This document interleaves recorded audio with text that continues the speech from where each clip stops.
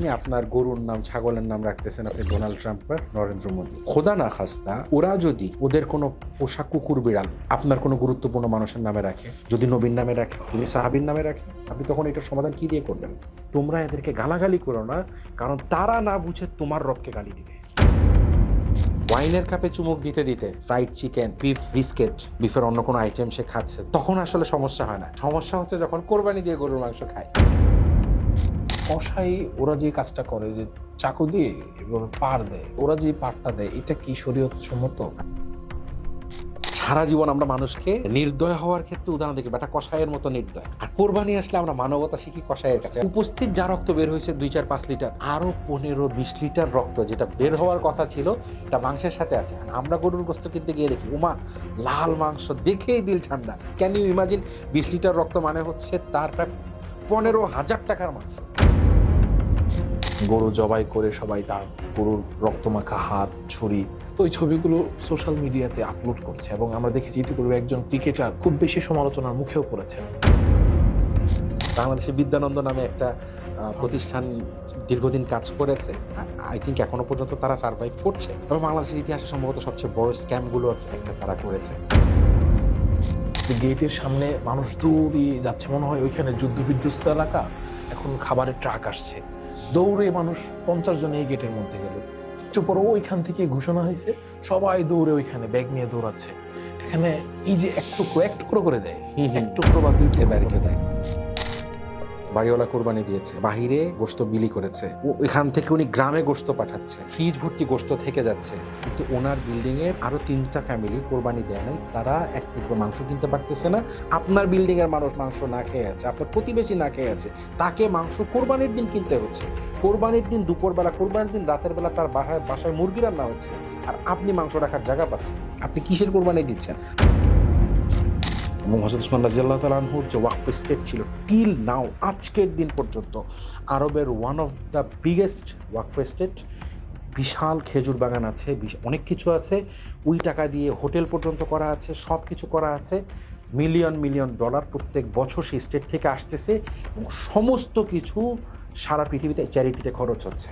কেউ দেখাক, ওয়েস্টের একজন মনীষীকে দেখাক যে গত 500 বছর তার স্টেট থেকে মানুষকে দান করা হচ্ছে, দেখাক। এই একটা জিনিস যদি ভাই আমাদের মধ্যে চলে আসে না, যে আমি মানুষের কাছে আমার কোনো কাজের প্রতিদান চাই না, সে আমাকে এটার জন্য মূল্যায়ন করলো কি করলো না এটা চাই না, ভাই দেখবেন দুনিয়ার সব ঝামেলা শেষ। আপনি এতটুকু মোহমুক্ত যদি হইতে পারেন, লাইফে আপনার কারোর সাথে কোনোদিন ঝামেলা হবে না। আমরা শাইখের কাছে জানতে চাইবো যে এখন তো আধুনিক সময়, দেখা যাচ্ছে এখন অনেক অনলাইন ভিত্তিক প্ল্যাটফর্ম গড়ে উঠেছে, বিভিন্ন অ্যাপ তৈরি হয়েছে বা বিভিন্ন ওয়েবসাইট তৈরি হয়েছে, যে অনলাইনে মানুষ গরু কিনতে পারছে। অনলাইনে ছবিগুলো দেখছে, ওইখানে গরুর ওয়েট লেখা আছে, দাম লেখা আছে, ছাগল সেম এক্ষেত্রে। এবং গরু অর্ডার দেওয়ার পর হয়তো অনেক জায়গা থেকে গরু বাসায় দিয়ে যাচ্ছে, আবার অনেক জায়গায় জবাই করে শুধু গোশতটা বাসায় দিয়ে যাচ্ছে। এখন আধুনিক সময় এগুলো আমাদের বাংলাদেশে এখন শুরু হয়েছে, হয়তো বা অন্যান্য রাষ্ট্রে আরো আগে থেকে হচ্ছে। এক্ষেত্রে শরীয়তের হুকুমটা আসলে কি? এভাবে কি কোরবানি হবে, বা যদি এভাবে হয় তাহলে উত্তম পদ্ধতিটা কি? আচ্ছা, প্রথম কথা হচ্ছে যে যতটুকু সম্ভব কোরবানি নিজে করার চেষ্টা করা। হাবিলের কোরবানি হাবিল নিজে করেছেন, ইব্রাহিম আলাইহিস সালামের কোরবানি ইব্রাহিম আলাইহিস সালাম নিজে করেছেন। হযরত মুহাম্মদ সাল্লাল্লাহু আলাইহি ওয়াসাল্লামের বাবা আব্দুল্লাহ, ওনাকে কিন্তু মানে আল্লাহ রাসূলকে কিন্তু ইবনুজ যাবিহাইন বলা হয়, এক ইসমাইল এবং হযরত আব্দুল্লাহ। আব্দুল্লাহর বিষয়ে আব্দুল মুত্তালিবকে স্বপ্নে দেখানো হয়েছিল যে তুমি তোমার সবচেয়ে প্রিয়কে জবাই করো। তখন আব্দুল মুত্তালিব 100 উট জবাই করার পরে গিয়ে আল্লাহ বলছে ঠিক আছে যাও, নেশাব পুরা হয়েছে, বা আব্দুল্লাহকে আর জবাই করা লাগে নাই, এই জন্য আল্লাহ রাসূলকে ইবনুজ যাবিহাইন বলা হয়। তো আব্দুল মুত্তালিবের সেই কোরবানি কীভাবে হয়েছে? নিজের হাতে হয়েছে। আল্লাহ রসুল বিদায় হজে নিজের কোরবানি কী করেছেন? নিজে করেছেন। সাহাবারা নিজেদের কোরবানি নিজে করেছেন। তো যথাসম্ভব সুন্নাহ হচ্ছে যে নিজের কোরবানি নিজে আদায় করার চেষ্টা করা।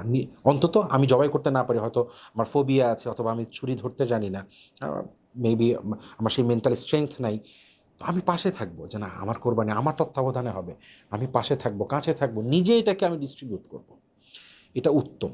হ্যাঁ, যদি এমন হয় যে আমার সেই পরিবেশ নেই আমার পক্ষে, বা আমার এলাকাতে করার মতো সিচুয়েশন নেই, লাইক যারা ধরেন কোরিয়াতে থাকে পসিবল না, আমেরিকাতে যারা থাকে তাদের জন্য এটা পসিবল না, আমাদের বাংলাদেশের কিন্তু খুবই পসিবল। তো তাদের জন্য হচ্ছে যাদের যদি কঠিন হয় তাহলে আমি অন্য এলাকায় কোরবানির ব্যবস্থা করতে পারি, যে তুমি কোরবানি দিয়ে মাংস আমার কাছে দিয়ে যাও, এটাতে আপত্তির কোনো সুযোগ নেই। তবে মনে রাখতে হবে এখানে আমার সঠিকভাবে আমার পক্ষ থেকে কোরবানি করছে কিনা এ ব্যাপারে বিশ্বস্ত মানুষ হতে হবে, অর্থাৎ আমি অনির্ভরযোগ্য কারো হাতে যেন দায়িত্ব না দিই। দায়িত্ব দেওয়ার ক্ষেত্রে দুইটা বিষয় মাথায় রাখতে হবে। একটা হচ্ছে এই মানুষটা কোরবানি সংক্রান্ত, আমি যাদেরকে বা যাকে দায়িত্ব দিচ্ছি তিনি বা তারা কোরবানি সংক্রান্ত ইসলামী বিধিবিধান ভালোভাবে জানে কিনা, মানে কিনা, ফার্স্ট অফ অল। কারণ সে ভুল করলে আমার কোরবানি নষ্ট হবে। আমি সকালে ঈদের নামাজ পড়ি নাই, সে ফজরের আগে কোরবানি করে ফেলছে, কেন? তার হচ্ছে আজকে 50টা গরু জবাই দিতে হবে, এতগুলো অর্ডার আছে, হ্যাঁ।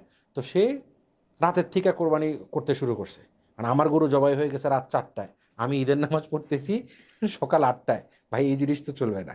তো এই ব্যাপারগুলো মাথায় রাখতে হবে।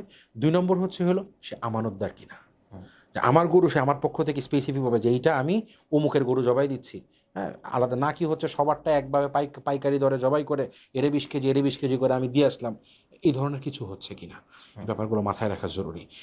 মৌলিকভাবে তো আপত্তির কিছু নাই। আর অনলাইনে কেনা বেচার ক্ষেত্রে লাইভ ওয়েটের ভিত্তিতে যেটা হচ্ছে ভেরি গুড, যদি স্বচ্ছতা বজায় রাখে তাহলে লাইভ ওয়েট আপনি কিনতে পারেন, যে আমি কষ্ট করে দামাদামি করে কিনবো তার চাইতে অনলাইনে কিনলাম, গুড অ্যানাফ, আপত্তির কিছু নাই। বাদবাকি নিজ থেকে গিয়ে যদি আপনি কিনতে পারেন, আমরা বলবো যে ট্রেডিশনালি আসলে এটার একটা মজা আছে। সবচেয়ে বড় কথা, আপনি তো গরু পালতেছেন না। হযরত হাবিল কী করেছিলেন? নিজের পোষা সেরাটাকে তিনি দিয়েছিলেন। তো আপনি একটা গরু আনেন, 2 দিন 4 দিন আপনার কাছে রাখেন, নিজে খাওয়ান, ওর মাথায় হাত বুলায় দেন, ওকে সুন্দর একটা মালা পরান। মালা পরানো এটা কিন্তু মিনাস সুন্নাহ। হ্যাঁ, আপনি তাকে নিজের মতো করে আপন করে যত্ন করেন। হ্যাঁ, রাতের বেলা 2বার উঠে দেখেন যে গরুটা ঠিক আছে কিনা। এরপর কোরবানির দিন যখন আপনি ওকে জবাই করতে যাবেন, আল্লাহ পাকের সন্তুষ্টির জন্য আপনার চোখ ভিজে যাবে, মাস্ট। আমার মনে আছে আমি যখন খুব ছোট, আব্বা একটা সাদা গরু কিনে নিয়ে আসলেন। তো প্রথমে আমি ভয়ে কাছে যাচ্ছি না, পরে আব্বা আমাকে এভাবে কোলে করে ধরে কাছে নিয়ে গেছে, হ্যাঁ। তো পরে আমার খুব 3 দিন ছিল, তো 3টা দিন আমি সারাদিন এই গরুর পাশ দিয়ে ঘুরঘুর করছি, হ্যাঁ, গরুর হাত পায়ের পাশ দিয়ে। কুরবানির দিন আমার সে কি মন খারাপ। তো আমি এখন বুঝি যে এই জিনিসটা আমার জন্য অনেক ইম্পর্ট্যান্ট একটা ব্যাপার ছিল, যে নিজের পছন্দের জিনিস আমি আল্লাহর জন্য উৎসর্গ করব। এটার অ্যাবিলিটি তৈরি হবে, সাইকোলজিক্যাল অ্যাবিলিটি তৈরি হবে, যে আমি আমার লাইফে আমার পছন্দ, আমার চোখ ভিজবে কিন্তু আমি আল্লাহ পাকের অবাধ্য হব না। এই শিক্ষাটা খুব জরুরি। তো আই থিঙ্ক মানে অনলাইন কেনাবেচার ক্ষেত্রে এই মেন্টাল অ্যাটাচমেন্ট, সাইকোলজিক্যাল অ্যাটাচমেন্টটা আসে না, ইমোশনাল অ্যাটাচমেন্টটা আসে না। বাদবাকি কি জায়েজ। আচ্ছা, এখন আমরা যদি ঈদের দিনে চলে যাই, গরু কেনা শেষ, গরু খাওয়ালাম, গরুকে নিজের মনে করলাম, এখন কোরবানির সময় চলে এসেছে। কোরবানির সঠিক পদ্ধতিটা কি, কিভাবে কোরবানিটা করতে হবে, এই ছোট করে যদি বলতেন। আচ্ছা, কোরবানির ক্ষেত্রে মনে রাখতে হবে যে আমরা গরুকে শোয়ায় যখন জবাই করব, সাধারণত আমরা যেটা করি, দক্ষিণ দিকে গরুর মাথা থাকবে, দক্ষিণ দিকে মাথা দিয়ে মুখটা আমরা চেষ্টা করি হচ্ছে পশ্চিম দিকে রাখতে। এরপরে সবাই মিলে ধরবে, বিসমিল্লাহ আল্লাহু আকবার বলে আমরা জবাই দিব আল্লাহ পাকের নামে। এখানে মনে রাখতে হবে যে হ্যাঁ, কাদের পক্ষ থেকে জবাই করছি এটা মাথা থাকলেই হবে, যে আমি আমার ফ্যামিলির সবার পক্ষ থেকে, বা অমুক ফ্যামিলির ওনাদের পক্ষ থেকে জবাই করতেছি। সবারই যে আমাদের দেশের নাম হাতে নিয়ে ব্যাপার যে আছে, এটা জরুরি কিনা, এটা আননেসেসারি একটা ব্যাপার, ইম্পর্টেন্ট কিছু না। তো বিসমিল্লাহ আল্লাহু আকবার বলে যে আমি অমুকদের পক্ষ থেকে করছি, বাস ইনাফ। তো জবাই করার ক্ষেত্রে মনে রাখা যে শ্বাসনালী, খাদ্যনালী এবং 2 পাশের যে প্রধান 2টা আর্টারি আছে, হ্যাঁ, এই 4টা কাটলে এনাফ। 4টা লাগে না, আপনার যদি 3টা কাটে ইজিলি হয়ে যাবে, 2টা কাটলেও আপনার জবাই হয়ে যাবে, হ্যাঁ, আপনার জবাই হবে না। এখন এখানে একটা ব্যাপার আছে, এই ক্ষেত্রে যে কসাই ওরা যে কাজটা করে, যে চাকু দিয়ে এভাবে পার দেওয়ার পর গরুটা দ্রুত মরে, ওদের তো হাতে তাড়া, এই জন্য যে ওরা যে পারটা দেয়, এটা কি শরীয়ত সম্মত? আচ্ছা, এখানে মজার একটা ব্যাপার আমি বলি। কসাইরা এখানে আমরা এখানে কি করি, মানে মানবতা শিখি কসাইয়ের কাছে। সারা জীবন আমরা মানুষকে মানে নির্দয় হওয়ার ক্ষেত্রে উদাহরণ দেখি, বেটা কসাইয়ের মতো নির্দয়। আর কোরবানি আসলে আমরা মানবতা শিখি কসাইয়ের কাছে। কসাই বলতেছে যে ভাই বা স্যার, আমরা হচ্ছে তাড়াতাড়ি দুইটা জায়গায় করে। একটা হলো গরুর গলাটা কেটে ফেলার পরে যে মেরুদণ্ডের যে হাড়, কশেরুকা একদম মাথার সাথে গিয়ে অ্যাড হয়েছে, তো ওখানে ভিতরে যে স্পাইনাল কর্ডের ভিতর দিয়ে যে স্নায়ুতন্ত্র গিয়েছে, ছুরির আঘাত করে ওইটাকে তারা কেটে দিচ্ছে। অর্থাৎ এরপরে ব্রেইনের কোনো সিগন্যাল তার শরীরে যাবে না, তার হাত পা সে মুভ করতে পারবে না, মানে সে ফিল করবে বাট মুভ করবে না। আর এবং এই সময় ম্যাক্সিমাম টাইম যেটা হয়, গরু স্ট্রোক করে মারা যায়, তাৎক্ষণিক ঠান্ডা হয়ে যাচ্ছে। এবং আরেকটা কাজ তারা করে, এবং এটা সমস্ত অভিজ্ঞ কসাই অবশ্যই এটা করে, হ্যাঁ, লাখে একটা মানে এর বিপরীত পাওয়া কঠিন হবে, যে জবাই করার পরেই দেখবেন গরুর বুকের এই জায়গাটা আছে না, একটা ছুরি হাতে নিয়ে এইভাবে টান দিবে এই বুকে, খেয়াল করে দেখবেন প্রফেশনাল কসাই এটা করে, আপনি সমস্ত দোকানে এটা করবে, বলবে কি যে হুজুর দম দম খুলে দিলাম, এই কথাটা তারা বলে। আচ্ছা, দম খুলে দেওয়ার হাকিকত হলো ছুরি দিয়ে টান দিয়ে গরুর যে হৃৎপিণ্ড আছে হৃৎপিণ্ডটারে সাথে সাথে কেটে দিল। আচ্ছা, ঝামেলাটা কোথায় ভাই বলি, হৃৎপিণ্ড ইসলাম বলতেছে যে তুমি জাস্ট আর্টারি কেটে দাও, শ্বাসনালী আর খাদ্যনালী কেটে দাও, দেন তুমি অপেক্ষা করো, তুমি স্নায়ুতন্ত্র আলাদা করো না যাতে তার শরীর মুভ করতে পারে, তুমি হার্টেও হাত দিও না। কেন? স্নায়ুতন্ত্র যখন অ্যাক্টিভ থাকবে, হার্ট অ্যাক্টিভ থাকবে, হার্ট পাম্প করবে, পুরো শরীরের ভিতরে যত ব্লাড আছে, হ্যাঁ, ধমনীতে সব ব্লাড বের হয়ে যাবে, সব টক্সিক যত উপাদান শরীরে আছে বের হয়ে যাবে, এই টক্সিন মুক্ত হয়ে যাবে, বিষাক্ত সমস্ত পদার্থ থেকে অনেক ধরনের টক্সিক থাকে গরুর শরীরে, মুক্ত হয়ে যাবে। কসাইরা কি করে জানেন, দোকানে তারা এই অকাজটা করে, তারা ওই যে আগেই হার্ট কেটে দেয়, হার্ট পাম্প করতে পারে না, গলার ভিতরে আঘাত করে স্নায়ুতন্ত্র ভেঙে দেয়, গরু স্ট্রোক করে মারা যায়, উপস্থিত যা রক্ত বের হয়েছে 2-4-5 লিটার, আরও 15-20 লিটার রক্ত যেটা বের হওয়ার কথা ছিল এটা মাংসের সাথে আছে। আর আমরা গরুর গোস্ত কিনতে গিয়ে দেখি ওমা লাল মাংস, দেখেই দিল ঠান্ডা, কিন্তু এটা পুরা টক্সিসিটিতে ভরা, নানান বিষাক্ত জিনিস এটার মধ্যে আছে, এবং ওদের লাভটা কোথায়, ওজন বাড়তেছে ভাই। 20 লিটার রক্ত বেরো গেলে, ক্যান ইউ ইমাজিন, 20 লিটার রক্ত মানে হচ্ছে তার প্রায় 15,000 টাকার মাংস, সে তুই 15,000 টাকা লস করবে না। তো কত সূক্ষ্ম একটা ধোঁকা আমাদেরকে দিয়েছে। তো এইখানে এখন সে তো সারা বছর এই অকাজ করে, আপনার গরু কাটার সময় তো সেও অকাজই করবে, আপনি এটা করতে দিবেন না। যারা কুরবানি দিবেন আপনাদের সবার এই ব্যাপারটা নিয়ে খুব সতর্ক, যে ওই সময় ওইখানে আপনি নিজে পাশে থেকে, আপনার যদি স্ট্রোক করলো, গরুটা যদি স্ট্রোক করে মারা গেল, তাহলে তো কোরবানি হলো না, মাকরু হয়ে যাবে। আপনার দুইটা ক্ষতি, আপনি কসাইকে যদি কসাইয়ের মতো করে আপনি কাজ করতে দেন, তার পারফরমেন্স সে দেখায়, তাহলে যেটা হবে আপনার গরু হার্ট সে চিরে দিচ্ছে, আপনার স্পাইনাল কর্ড সে ভেঙে দিচ্ছে, কেটে দিচ্ছে, গরু হার্ট অ্যাটাকে মারা যাচ্ছে বা স্ট্রোকে মারা যাচ্ছে। আপনার এই অতিরিক্ত আঘাতের কারণে আপনার পুরো কোরবানির গরুর এই প্রক্রিয়াটা, কোরবানির প্রক্রিয়া মাকরু হয়ে গেল, আল্লাহ পাকের কাছে এটা অপছন্দনীয় হয়ে গেল, মাইন্ড ইট। এটা হচ্ছে ধর্মীয় দিক। আর দুনিয়াবি দিক হচ্ছে তার শরীরের যত টক্সিন বিষাক্ত জিনিস প্রবাহিত রক্তের সাথে বের হয়ে যাওয়ার কথা, আল্লাহ নিজে এটাকে হারাম করে রাখছে, কারণ এটা হচ্ছে সবচেয়ে ক্ষতিকর জিনিস তার পুরো এন্টায়ার বডির মধ্যে।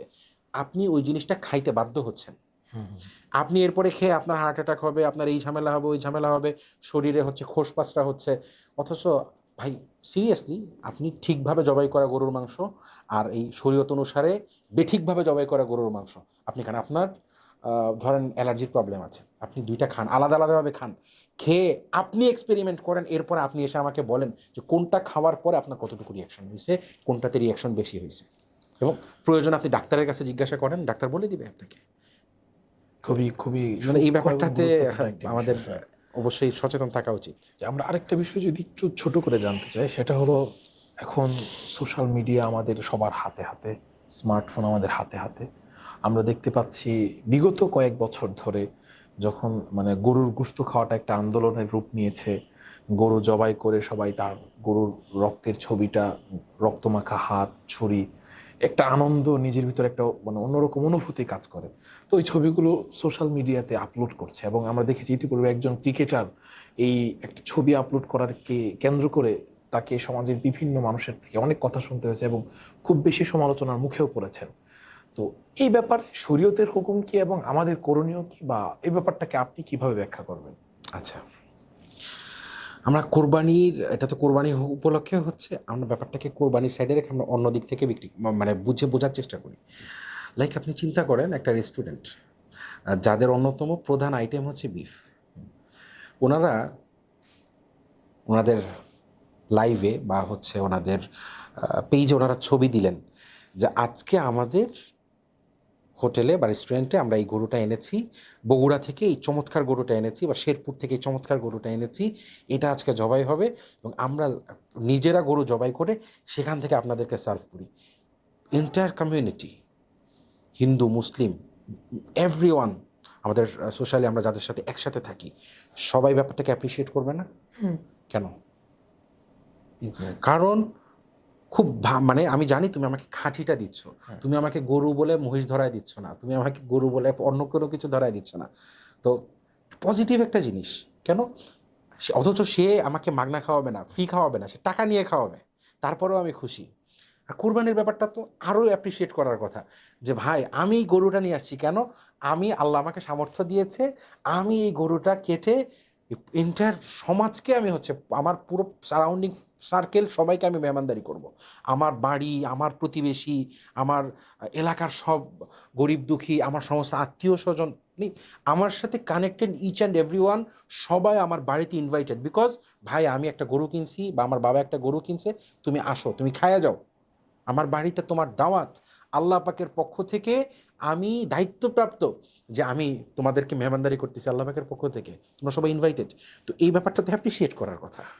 এই ব্যাপারটা নিয়ে তো হচ্ছে নেগেটিভ মন্তব্য আসার কথা না। যদি এটা নিয়ে নেগেটিভ মন্তব্য করতে হয়, আচ্ছা যখন আমরা শুনি যে বিভিন্ন চ্যারিটি মানে কোরবানি ছাড়া অন্যান্য সময়ে, লাইক আমাদের হিন্দু ভাইদের উদাহরণ আমি দিই, বাংলাদেশে বিদ্যানন্দ নামে একটা প্রতিষ্ঠান দীর্ঘদিন কাজ করেছে, আই থিঙ্ক এখনো পর্যন্ত তারা সার্ভাইভ করছে, এবং বাংলাদেশের ইতিহাসে সম্ভবত সবচেয়ে বড় স্ক্যামগুলোর একটা তারা করেছে, আল্লাহ তাদেরকে হেদায়েত নসিব করেন।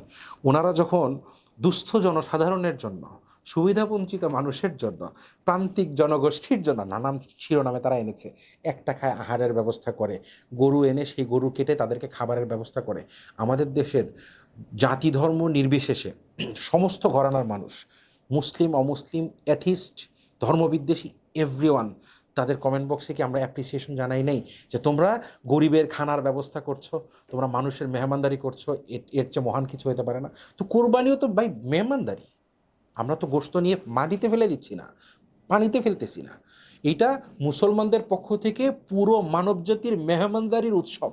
তো মেহমানদারিকে কেন আমরা নেগেটিভলি দেখব?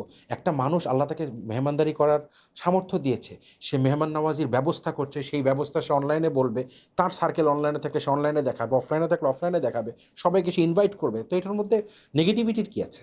যারা এই ব্যাপারটা নেগেটিভ দৃষ্টিকোণে দেখতে চায়, তারা আসলে ওই যে এক চোখ বন্ধ করে এক চোখ খোলা, হ্যাঁ, যে আমি মুসলমানদের কোনো ভালো কাজকে ভালো হিসেবে দেখতে চাই না। থ্যাঙ্কস গিভিং ডেতে যখন হচ্ছে টার্কি মুরগি জবাই হচ্ছে, তো তখন সেটাকে আমি মানে ইয়ে হিসেবে দেখি, ভালো হিসেবে দেখি। বারে বসে কিংবা বাসায় বসে ওয়াইনের কাপে চুমুক দিতে দিতে যখন হচ্ছে আপনার ফ্রাইড চিকেন, হ্যাঁ, কিংবা হচ্ছে বিফ, আপনার হচ্ছে ব্রিস্কেট, কিংবা হচ্ছে ধরেন বিফের অন্য কোনো আইটেম সে খাচ্ছে, তাই না? তো তখন আসলে সমস্যা হয় না। সমস্যা হচ্ছে যখন কোরবানি দিয়ে গরুর মাংস খায় এবং অন্যকে খাওয়ায়, এই হচ্ছে সমস্যা। আচ্ছা, এখন আমরা কোরবানি শেষ হয়ে গেল, আমরা ছবিও আপলোড করে ফেললাম, এখন আমাদের যে কোরবানির গোশতটা আছে বন্টন করব। বন্টনের ক্ষেত্রে সাধারণত আমাদের সমাজে বা আমাদের কমিউনিটিতে প্রচলিত হলো 3 ভাগে আমরা বন্টন করি। এক ভাগ আমাদের নিজের জন্য রাখি, পরিবারের জন্য, আরেক ভাগ বন্ধু বান্ধব আত্মীয় স্বজন তাদের জন্য রাখি, আরেক ভাগ রাখি সমাজের দুস্থ অসহায় যারা আছেন, যাদের সামর্থ্য নেই তাদের জন্য। এটা তো কোরআন হাদিস দ্বারা প্রমাণিত না। বা যদি কেউ চায় যে সে পুরোটা গরু খেয়ে ফেলবে, সে কি এটা পারবে? বা যদি চায় যে সে পুরোটাই দান করে ফেলবে, সে কি এটাও পারবে? এই ব্যাপারটা নিয়ে ভাগ বাটোয়ারার ব্যাপার। চমৎকার প্রশ্ন। আমাদেরকে মনে রাখতে হবে যে আমরা সমাজে বসবাস করি, আমাদের উপরে প্রথম হক আমাদের পরিবারের, দ্বিতীয় হক হচ্ছে আমাদের আত্মীয় স্বজন পাড়া প্রতিবেশীর, তৃতীয়ত সমাজের যারা সুবিধাবঞ্চিত মানুষ আছে নৈতিকভাবে তাদের প্রতি দেখাশোনা করা, এটাও আমাদের একটা গুরুত্বপূর্ণ নৈতিক দায়িত্ব, ধর্মীয় দায়িত্ব। এই জন্য মুসলিম আইনবিদগণ আল্লাহ রাসূল সাল্লাল্লাহু আলাইহি ওয়াসাল্লাম এবং সাহাবা ইকরামের কর্মপন্থা, আজীবনের কর্মপন্থা বিবেচনা করে এবং সমাজের সমস্ত স্তরের প্রতি ইসলামের কি চাহিদা এই ব্যাপারটাকে বিবেচনা করে ওনারা বলেছেন যে 3 ভাগে ভাগ করা মুস্তাহাব, মিনিমাম, হ্যাঁ, অন্তত পক্ষে উচিত যে আমিও খাবো। মানে এখানে 3 ভাগে ভাগ করা বলতে মানে সমাজের 3টা শ্রেণীকে টাচ করা, যে ভাই তুমি কোরবানি দিয়েছো, তোমার ফ্যামিলির কেউ যেন বঞ্চিত না হয়, আত্মীয় স্বজন পাড়া প্রতিবেশী যেন বঞ্চিত না হয়, এবং এলাকার গরিব দুঃখীরাও যেন বঞ্চিত না হয়। এখানে এটাকে ওই যে নামাজের 4 রাকাত যেমন সুনির্দিষ্ট, হ্যাঁ, প্রথম রাকাতে কেরাত পড়িতে হইবে, চতুর্থ রাকাতে কেরাত পড়িতে হইবে না। এই যে যেমন এখানে ব্যাপারটা এরকম সুনির্দিষ্ট না যে আমাকে একদম মেপে মেপে 3 ভাগ করতে হবে, গরুতে 90 কেজি মাংস হয়েছে 30 কেজি করে আলাদা করতে হবে, আমি আমার ফ্যামিলিকে 30 কেজির বেশিও দিব না কমও দিব না, আর গরিবদেরকে দেওয়ার সময় 30 কেজিই দিব, এর চাইতে বেশি দিব না, হ্যাঁ, আত্মীয় স্বজনকে আমি 30 কেজিই দিব, এর বেশি দিব না, ব্যাপারটা এমন না। এখানে মূল বিষয় হচ্ছে সমাজের প্রধান 3টা শ্রেণীকে টাচ করে যাওয়া। এখন যদি এমন হয় যে কথার কথা একটা মানুষের আল্লাহ তাআলা তাকে কম সামর্থ্য দিয়েছে, সে কোনো রকম একটা খাসি জবাই করেছে, এখন তার যৌথ ফ্যামিলি, তার ভাইয়ের ফ্যামিলি বা বোনের ফ্যামিলি, বাবা মা একসাথে, সবাই একসাথে একটা খাসি খাইতে গেলে কোরবানির দিনই শেষ। এখন আপনি তাকে বাধ্য করতেছেন যে না, তোমাকে 3 ভাগের 1 ভাগ কি সমাজে গিয়ে দিয়ে আসতে হবে, আর 1 ভাগ অমুক জায়গায় দিতে হবে না। তার জন্য নৈতিক দায়িত্ব এবং ইসলামী দায়িত্ব হচ্ছে সে পুরো খাসিটা তার ফ্যামিলিকে খাওয়াবে, বিকজ তারা হচ্ছে ফার্স্ট প্রায়োরিটি ইসলাম অনুসারে। আবার দেখা গেল যে আমার ফ্যামিলি খুব ছোট্ট, আমি আল্লাহ সামর্থ্য দিয়েছে, সামর্থ্যের মধ্যে সেরাটা দেওয়া উচিত, আমি 5 লাখ টাকা দামের গরু একটা নিয়ে আসছি, উট একটা নিয়ে আসছি, হ্যাঁ, বিশাল কোরবানি দিচ্ছি, মনকে মন 10-12 মন গোস্ত হয়েছে, আমার ফ্যামিলির জন্য 1 মন আমি রাখলাম, আমি ভাগ করে 12 মনের মধ্যে 4 মন আমার মাংস খাইতে হবে এমন কোনো প্যারা তো নাই, আমি বাকি পুরাটা বিলাই দিলাম, আলহামদুলিল্লাহ, কোনো সমস্যা নেই। তো এখানে যে বিষয়টা আমরা যে মনে করি যে 3 ভাগ করিতেই হবে একদম মেপে মেপে কাটায় কাটায়, এই ব্যাপারটা আসলে এরকম স্ট্রিক্ট না। আরেকটা বিষয় বলা জরুরি যে আমাদের দেশে ভাই অনেক এলাকাতে আপনি হয়তো জানেন যে গ্রামে গঞ্জে এই জিনিসটা আছে, শহরে এটা কম, যে এলাকা সব মিলে ওই যে সমাজ করে, তো সবাই মিলে যে যেটা গরু খাসি যাই কোরবানি করুক 3 ভাগের 1 ভাগ ওই সমাজের লোকের কাছে দিয়ে আসতে হবে বাধ্যতামূলকভাবে, এবং সমাজের লোকজন সেটা আবার সব বাড়িতে বন্টন করে দিবে। এবং এখানে এই সমাজে যদি কেউ মাংস না দেয়, তার সমাজে টেকা দেয়, তাকে মানে মোটামুটি গ্রাম ছাড়া করবে। ভাই এইটা স্পষ্ট ফতোয়া হচ্ছে এটা জায়েজ নেই। আল্লাহ তাআলা যেটাকে চাপিয়ে দেন নাই, ওয়াজিব করেন না, আপনি আমি সেটাকে ওয়াজিব করার ইখতিয়ার রাখি না, আল্লাহ এটার ওয়াজিব করেনি। হ্যাঁ, সমাজ যেটা করতে পারে যে সমাজের গণ্যমান্য ব্যক্তিরা তারা এই পুরো কমিউনিটির সমস্ত গরিবদের যারা কোরবানি করার সামর্থ্য রাখে না তাদের একটা লিস্ট নিজেদের কাছে রাখতে পারে, সবাইকে বলার তো দরকার নাই যে ভাই অমুকের বাড়ির অবস্থা ভালো না, এরপরে বাকিদেরকে অনুরোধ করতে পারে যে আমাদের কাছে প্রায় 150 জনের একটা তালিকা আছে যারা এই বছর কোরবানি করতে পারবে না, তো আমরা এক কাজ করি, আল্লাহ আমাদের যাদেরকে সামর্থ্য দিয়েছে আমরা যার যার সামর্থ্য অনুসারে আমরা একসাথে মাংস জমা করতে পারি, যা জমা হবে আমরা ভাগ করে সব বাড়িতে পৌঁছে দিব। এটাকে অ্যাজ অপশন আপনি রাখতে পারেন, সুন্দর একটা ইনিশিয়েটিভ হিসেবে, বাট এটার আপনি নেসেসারি বানাইতে পারবেন না। আল্লাহ রসুল যেটাকে অপশন হিসেবে রেখে দিয়েছেন, আপনি যদি ওটা নেসেসারি বানায় ফেলেন এটা বিদআত। তো এই জন্য আমাদের সমাজে এই সমাজে ভাগ হিসেবে 3 ভাগের 1 ভাগ জমা দেওয়ার যে প্রথা আছে, বাধ্যতামূলক প্রথা যেসব এলাকাতে আছে, এটা একটা স্পষ্ট বিদআত এবং শক্তভাবে এটার প্রতিবাদ হওয়া উচিত। কিন্তু এটার প্রতিবাদ করতে গিয়ে এমন যেন না হয় যে সব মাংস আমি একাই খাবো, কাউকে দিব না। কোরবানি উপলক্ষে ফ্রিজ আরও একটা কিনে আনছি, খেয়াল করে দেখবেন কোরবানি উপলক্ষে কিন্তু সব ফ্রিজ কোম্পানি অফার চলতেছে, হ্যাঁ। তো এখন আমি আমার বাসায় ফ্রিজ একটা হইলে সারা বছর চলে, জাস্ট কোরবানির মাংস রাখার জন্য আমি ফ্রিজ আরও একটা ডিপ ফ্রিজ কিনে নিয়ে আসি, জাস্ট ফর কোরবানির মাংস সারা বছর রেখে রেখে খাবো। দারোয়ানরে দিছি আর কয়েকজনটা দিয়ে, আর কাউকে আমি দিব না, বলবো যে ওই যে 2-4 জন সামনে বাড়ির সামনে যারা আসছে, মানে ঢাকার হিসাব বলতেছি, গুলশান বনানী আমাদের নিকুঞ্জতে যেটা হয় যে সামনে যারা আসছে উপস্থিত 10 জন 20 জন 50 জনকে 1 পিস 2 পিস করে দিয়ে এবার আমি পুরো 2 লাখ টাকা 3 লাখ টাকার একটা গরু ফ্রিজে ঢুকায় বসে আছি, আর কোনো খোঁজ খবর নাই, সারা বছর আমার আর যাতে রেডমিট কিনতে না হয়। এই যে ভাই টেন্ডেন্সি, এটা খুব খারাপ জিনিস। এবং এই যে আপনি ভাই যেটা বললেন, এটা আমাদের সমাজে এখন অহরহ হচ্ছে। আমরা নিজেরা ঢাকায় যারা থাকেন তারা দেখেন যে গেটের সামনে মানুষ দৌড়িয়ে যাচ্ছে, মনে হয় ওইখানে যুদ্ধ বিধ্বস্ত এলাকা, এখন খাবারের ট্রাক আসছে, দৌড়ে মানুষ 50 জন এই গেটের মধ্যে গেল, একটু পর ওইখান থেকে ঘোষণা হয়েছে সবাই দৌড়ে ওইখানে ব্যাগ নিয়ে দৌড়াচ্ছে। এখানে এই যে এক টুকরো করে দেয়, 1 টুকরো বা 2 টুকরো করে দেয়, 1 টুকরো 2 টুকরো করে, এখন তাদের ব্যাপারে আপনি কি বলবেন? আচ্ছা, এখানে 2টা দিক, দেনেওয়ালা এবং লেনেওয়ালা, দোনো শ্রেণী সম্পর্কে আমাদেরকে 2টা বিষয় মাথায় রাখতে হবে। আগে আমরা দেনেওয়ালা সম্পর্কে বলি। তো কোরবানির মূল থিমটাই হচ্ছে এটা, মেহমানদারি। তো মেহমানকে আমরা খানা আগায় দেই নাকি মেহমানকে বলি যে যাও রান্নাঘর থেকে খানা নিয়ে এসো, বলেন? তো আমাদের জিম্মাদারি আমরা যারা কোরবানি করবো হাত্তাল ইমকান, অর্থাৎ যথাসাধ্য আমরা ঘুরে ঘুরে সমাজের সবাইকে মাংস পৌঁছায় দিব।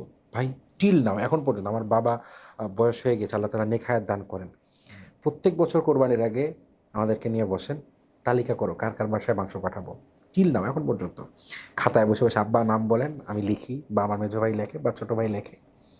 এটা জরুরি।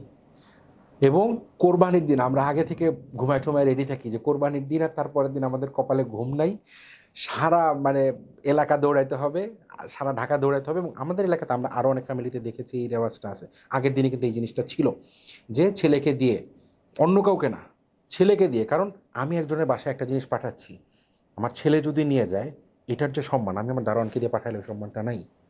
তো এটা মেহমান নওয়াজি। আজকে সব গরিব দুঃখী আমার মেহমান, আত্মীয় স্বজন আমার মেহমান, প্রতিবেশী আমার মেহমান, ফিনান্সিয়ালি সে আমার লেভেলের হোক বা না হোক। তো এটা হচ্ছে দাতাদের জন্য। আমি খয়রাত দেওয়ার মতো, ভিক্ষা দেওয়ার মতো এক পিস ছুঁড়ে দিলাম, কে পায়রা না পায়রা দেখার বিষয় না, মুখের উপরে ধাম করে গেট লাগাই দিলাম। হ্যাঁ, বাহিরে কেওয়াজ চলতেছে, ওই যে যেটা বললেন যে মানে রোহিঙ্গা ক্যাম্পের মতো, যুদ্ধবিধ্বস্ত অঞ্চলের মতো। এইটা তো ভাই ইসলামের থিম না, ইসলাম তো এই জিনিসটা দেখতে চায় না। দ্বিতীয় যে ব্যাপারটা, যারা নিতে আসে, এখানে লেনেওয়ালাদের ব্যাপারে ভাই দুইটা জিনিস মাথায় রাখা, যে লেনেওয়ালা দুই ধরনের, মানে যারা হকদার হতে পারে। একদল তো ভাই সমাজের সেই মানুষ যারা হচ্ছে ব্যাগ নিয়ে কালেকশন করে বেড়াচ্ছে। এরা তো কালেকশন করে আবার এই জিনিস নিয়ে হচ্ছে বিক্রি করে। আমাদের নিকুঞ্জতে প্রত্যেক বছর কোরবানির দিন বিকেলবেলা এই পাশে খিলক্ষেতে যে রেল লাইন আছে, রেল লাইনের ওই পাশে বাজার বসে। আচ্ছা, এবার দুঃখের কথা হচ্ছে যে নিকুঞ্জতে তো আমাদের মানে হাজার হাজার ফ্যামিলি থাকে, এক একটা বিল্ডিংয়ে, 6 তলা বিল্ডিং, লাইক কত 20টা রোডে 1000-এর উপরে বাড়ি আছে, 1200-র মতো বাড়ি আছে। তো প্রত্যেকটা বাড়িতে আপনি যদি ধরেন 10টা করে ফ্যামিলি, একটা হিউজ অ্যামাউন্ট, কয়েক লাখ মানুষ ওখানে থাকে মনে হয়। তো সব ফ্যামিলিতে তো কোরবানি হচ্ছে না। বাড়িওয়ালা কোরবানি দিচ্ছে, আল্লাহ মাফ করেন, মানে সবার কাছে না, কারো কারো ক্ষেত্রে বলতেছি। বাড়িওয়ালা কোরবানি দিয়েছে, বাহিরে গোশত বিলি করেছে, ও এখান থেকে উনি গ্রামে গোশত পাঠাচ্ছে, ওনার ফ্রিজ ভর্তি গোশত থেকে যাচ্ছে, কিন্তু ওনার বিল্ডিংয়ের আরও 3টা ফ্যামিলি কোরবানি দেয় নাই, তারা এক টুকরো মাংস কিনতে পারতেছে না, তারা পাচ্ছে না। ওনারা বিকেলবেলা কি করছে, বাচ্চার মুখে মাংস তুলে দেওয়ার জন্য খিলক্ষেত রেল স্টেশনের পাশে গিয়ে ওখান থেকে ওই যে সারাদিন যারা মাংস কুড়াইছে তাদের কাছ থেকে মাংস কিনে এনে রাতের বেলা ওয়াইফের হাতে দিচ্ছে, যেটা রান্না করুন। ওয়াই? আপনি কিসের কোরবানি দিচ্ছেন? আপনার বিল্ডিংয়ের মানুষ মাংস না খেয়ে আছে, আপনার প্রতিবেশী না খেয়ে আছে, তাকে মাংস কোরবানির দিন কিনতে হচ্ছে। কোরবানির দিন দুপুরবেলা, কোরবানির দিন রাতের বেলা তার বাসায় মুরগি রান্না হচ্ছে, আর আপনি মাংস রাখার জায়গা পাচ্ছেন না। আল্লাহ তো এইসব ফাইজলামি কবুল করবে না, কিয়ামতের দিন তো আল্লাহ তাআলা ধরবে। কাবিলের কোরবানি যে আল্লাহ কবুল করতে পারে নাই, করেন নাই, সে আল্লাহ ঠেকা পড়ে নেই আপনার এই কোরবানি কবুল করবে। কাবিল স্বার্থপরতা করেছে, আল্লাহ তার কোরবানি কবুল করে নাই। আপনি স্বার্থপরতা করবেন, আপনার কোরবানি আল্লাহ কবুল করবে। আল্লাহ তো কবুল করার টেন্ডার নিয়ে বসেন নাই। তো এই জায়গাটাতে আমাদের আত্মসমালোচনার এবং আত্মশুদ্ধির প্রয়োজন আছে আমি মনে করি। আমাদের বিশেষ করে হচ্ছে আমাদের, আমি মনে করি যে যেই ফ্যামিলিগুলো বলতে পারবে না কাউকে, সম্মানিত ফ্যামিলি, কিন্তু হয়তো কোরবানি দেওয়ার সামর্থ্য নাই, হাজার হাজার আছে ঢাকাতে, এদেরকে ফার্স্ট প্রায়োরিটি দেওয়া উচিত। যে চাইতে পারে ওকে আমি সামান্য দিলাম, আমার কাছে না পেলেও আরও 10 জনের কাছে পাবে। কিন্তু যে ফ্যামিলিগুলো কারো কাছে বলতে পারবে না, লজ্জায় ঈদের দিন বাসা থেকে বেরোবে না, আমার উচিত তাদেরকে পৌঁছানো। এবং আমি এবারে জুমার বয়ানে এই সপ্তাহে আমি বলেছি যে প্রত্যেক বাড়িওয়ালা খেয়াল রাখবেন, আপনার নিজের বিল্ডিং, দুই পাশের অন্তত পক্ষে 2 বিল্ডিং, এই 3টা বিল্ডিংয়ের কোনো ফ্ল্যাট যেন আপনার গরুর মাংস থেকে বঞ্চিত না হয়। অন্তত এতটুকু যদি, মানে প্রত্যেকটা সামর্থ্যবান, শুধু বাড়িওয়ালা না, মানে যে একটা গরু কোরবানি করছে সে যদি চিন্তা করে যে আমি কোরবানি করছি, আমার আশপাশে অন্তত 3টা বিল্ডিংয়ের আমি সবাইকে একটু একটু করে মাংস পৌঁছাবো, ইনাফ ইজ ইনাফ। পুরো এলাকাতে একটা ফ্যামিলি থাকবে না যে মাংস পায়নি, একটা ফ্যামিলি থাকবে না। আল্লাহ তাআলা আসলে আমাদেরকে সহিহ বুঝদান করেন। অনেক গুরুত্বপূর্ণ কথা বলছি। আমাদের সময় কম, কিন্তু আলোচনা আর অনেক পৃষ্ঠা বাকি রয়ে গেছে। আমরা আরেকটু সময় নিতে চাই। আমরা এখন যে সময়টা অতিবাহিত করছি, আমরা দেখতে পাচ্ছি যে সোশ্যাল মিডিয়ার সময় বাজারের সবচেয়ে বড় গরুটা কেনার একটা টেন্ডেন্সি চলছে। Donald Trump, Bill Gates, Kim Jong Un, Narendra Modi গরুর বাজারে গরুর নাম ব্যবহার করে, বাদশা, বিভিন্ন নাম, হরেক রকম আকর্ষণীয় নাম ব্যবহার করে বাজার গরু উঠানো হচ্ছে। এবং দেখা যাচ্ছে যে এই সময় আমাদের বাংলাদেশ হয়তো বাধা না করুন, কোনো একটা বিপদেও পড়তে পারে, যে ডোনাল্ড ট্রাম্প নামে যে গরুটা এখন বাজার থেকে বিক্রি হয়ে গেছে, অলরেডি 1 মাস আগেই বিক্রি হয়েছে, কিন্তু সে পুরো দেশের সব গরুর বাজার কাঁপাচ্ছে একা। এবং সে এখন ইন্টারন্যাশনাল মিডিয়ার মাধ্যমে এখন আসল ডোনাল্ড ট্রাম্প পর্যন্ত পৌঁছে গেছে। তো বাজারের যে এই একটা পরিস্থিতি, এবং মানুষ এটাকে কিনে নিজেরা কন্টেন্ট ক্রিয়েট করছে, দেখানোর জন্য কিনছে, এই ব্যাপারটাতে যদি একটু খোলাখুলি আলোচনা যদি আমরা করি। দুইটা দিক। এমনিতে আদর করে পশুর যে নাম রাখার ব্যাপারটা, এইটা তো আছে, শরীয়তেও আছে। আল্লাহ রসুলের পশুর নাম ছিল কাসওয়া, ছিল আজওয়া, ছিল আজবা, ছিল তারপর ওই যে বাংলা সাহিত্যে আছে ওনার একটা ইয়ের নাম ছিল দুলদুল। তাহলে যাই হোক, যারা বলে এখন যে পশুর নাম মানুষের নামে রাখতে পারবে না, এই ব্যাপারটা আচ্ছা আসতেছি। একটা হচ্ছে পশুর নাম থাকা, আচ্ছা। আদর করে পশুর নাম রাখা যেতে পারে, কিন্তু পশুর নাম মানুষের নামে রাখা এটা কোনোভাবেই গ্রহণযোগ্য না। আমাকে মনে রাখতে হবে যে একজন মানুষ সে আমার কাছে খারাপ হতে পারে, কিন্তু অ্যাজ এ হিউম্যান বিইং সে লাকাদ খালাকনাল ইনসানা ফি আহসানি তাকওয়িম, সমস্ত মাখলুকের চেয়ে সে সুন্দর, সে শ্রেষ্ঠ, সে উত্তম। আমি মানুষকে তাচ্ছিল্য করতে পারি, সবচেয়ে বড় কথা একজন জীবিত মানুষ। ভাই, আবু জাহেলের না হয় হেদায়েত হয় নাই, কিন্তু উমর ইবনুল খাত্তাব জাল্লা রসুলকে কতল করতে আসছে, তার হেদায়েত হয়েছে না? হযরত হামজাকে হত্যা করছে ওয়াহশী, তার হেদায়েত হয়েছে না? হযরত হামজার কলিজা চিবায়ে খাইছে, কাঁচা কলিজা, হিন্দা, তার হেদায়েত হয়েছে না? তো তাইলে আমি আজকে যে জীবিত মানুষটা, হোক সে কাফের, হোক সে আমার ভিন্ন মতাদর্শের, ভিন্ন ধর্মের, সে আমার শত্রু, কিন্তু এই মানুষটার হেদায়েত হবে না, এটা কি আমাকে আল্লাহ তাআলা স্ট্যাম্পে সই করে জানাই দিছে? এটা তো জায়েজ নেই। আরেকটা বড় ব্যাপার কি, যে আপনি আজকে মজা করে জাস্ট প্রতিশোধ পরায়ণতা থেকে আপনি আপনার গরুর নাম, ছাগলের নাম রাখতেছেন আপনি ডোনাল্ড ট্রাম্প আর নরেন্দ্র মোদী। এতে কি হচ্ছে? আপনার ইগো স্যাটিসফাই হচ্ছে, আপনার প্রতিশোধী স্পৃহাটা একটু প্রশমিত হচ্ছে, তাই তো? খোদা না খাস্তা ওরা যদি ওদের কোনো পোষা কুকুর বিড়াল এটার নাম আপনার কোনো গুরুত্বপূর্ণ মানুষের নামে রাখে, যদি নবীর নামে রাখে, আল্লাহ না করুক, যদি সাহাবীর নামে রাখে, আপনি তখন এটার সমাধান কি দিয়ে করবেন? কোরআনে কারিম আল্লাহ তাআলা কি বলেন নাই যে ওয়ালা তাসুব্বুল্লাযীনা ইয়াদউনা মিন দুনিল্লাহি ফায়াসুব্বুল্লাহা আদওয়ান বিগাইরি ইলম, যে এই যে পৌত্তলিকরা তারা না বুঝে যেসব দেবদেবীর ইবাদত করে, তোমরা এদেরকে গালাগালি করো না, কারণ তারা না বুঝে তোমার রবকে গালি দিবে। তো তাহলে আমি এই মূর্খতা, একজন মুসলিম হিসেবে আমি এতটা অসচেতন কিভাবে হইতে পারি? আরেকটা বিষয় কি, কোরবানি হচ্ছে একটা ইবাদত। ভাই, ইবাদতকে করতে হবে ইবাদত হিসেবে আল্লাহ পাকের সন্তুষ্টির জন্য। নিজের প্রতিশোধ পরায়ণতাকে চরিতার্থ করা, নিজের অন্য কোনো প্রকার কামনা বাসনা বা এই মানে জিঘাংসার চরিতার্থ করার জন্য আমি ইবাদতকে ইউজ করতে পারি না। আপনি আলী রাদিয়াল্লাহু তাআলার একটা ঘটনা, সিগনিফিক্যান্ট একটা ঘটনা আমাদের দেশে সবাই জানে। যুদ্ধের ময়দানে একজন অমুসলিম কাফের মক্কার কুরাইশ তার উপরে তলোয়ার নিয়ে ঝাঁপিয়ে পড়েছে। আলী রাদিয়াল্লাহু তাআলা আত্মরক্ষায় যুদ্ধ করলেন, করতে করতে এক পর্যায়ে কাফেরকে নিচে ফেলে দিলেন, পরাজিত। এই মুহূর্তে ওই অমুসলিম হযরত আলী রাদিয়াল্লাহু তাআলার মুখে থুথু মারলো। থুথু মারার সাথে সাথে হযরত আলী রাদিয়াল্লাহু তাআলা থেমে গেলেন এবং উনি আস্তে করে উঠে দিলেন, ওকে ছেড়ে দিলেন। তো ওই অমুসলিম খুব অবাক হয়ে গেছে যে ভাই, আমি হেরে গেছি, আমার এখন লাইফের শেষ সময়, তুমি আমাকে এই সময় ছেড়ে দিলা কেন? এটা তো অস্বাভাবিক। বললেন যে দেখো, আমি এতক্ষণ তোমার সাথে যুদ্ধ করছিলাম ইসলামের জন্য, তুমি আমাকে থুতু দেওয়ার পরে এখন তোমার প্রতি আমার রাগ আসছে। আমি আমার রাগ এবং প্রতিশোধ পরায়ণতার জন্য কোনো মানুষকে আঘাত করতে পারি না। সুবহানাল্লাহ। তো আমি চাই যে দুনিয়াতে ইসলাম বিজয়ী হোক, আর আমি কি করতেছি? যে অমুসলিমদের নাম নিয়ে তাচ্ছিল্য করতেছি। ভাই, আপনার উপরে মোদি তো সেই জুলুম করে নাই যে জুলুম আল্লাহ রাসূল সাল্লাল্লাহু আলাইহি ওয়াসাল্লামের উপরে মক্কার কুরাইশরা করেছে, তাই না? যাই হোক, মক্কার কুরাইশদের ব্যাপারে আল্লাহ রাসূল সাল্লাল্লাহু আলাইহি ওয়াসাল্লাম মদিনাতে আসার পরে আল্লাহ রাসূলের যে পুরো 10 বছরের জীবন, দুনিয়ায় যত সিরাত বিশেষজ্ঞ আছে, নবী জীবনের যত বিশেষজ্ঞ আছে, আপনি সবাইকে হাজির করেন কিয়ামত পর্যন্ত সময়, পৃথিবীর সমস্ত সিরাত গ্রন্থ, নবী জীবনের যত গ্রন্থ আছে একসাথে করেন। আমি একটা টাস্ক দেই যে মাদানী জীবনের 10 বছরে কবে কোথায় আল্লাহ রাসূল সাল্লাল্লাহু আলাইহি ওয়াসাল্লামের মজলিসে এইটা প্রধান আলোচ্য বিষয় ছিল, যে মক্কাতে কে কোথায় আমাকে কি আঘাত করেছে, অমুক আমাকে কষ্ট দিয়েছে, অমুক আমাকে গালি দিয়েছে, অমুক আমাকে তাচ্ছিল্য করেছে, অমুক আমাকে বের করে দিয়েছে। এই সব আলোচনাই কখনো আল্লাহ রসুল করেন নাই। আল্লাহ রসুল সাল্লাল্লাহু আলাইহি ওয়াসাল্লাম কখনো কিংবা তার কোনো সাহাবী মক্কার মুশরিকদেরকে কিংবা মদিনার ইহুদিদেরকে, তাদের শত্রু কোনো জাতিকে তাদের নাম নিয়ে তাচ্ছিল্য করেছে আপনি একটা দলিল দেখান।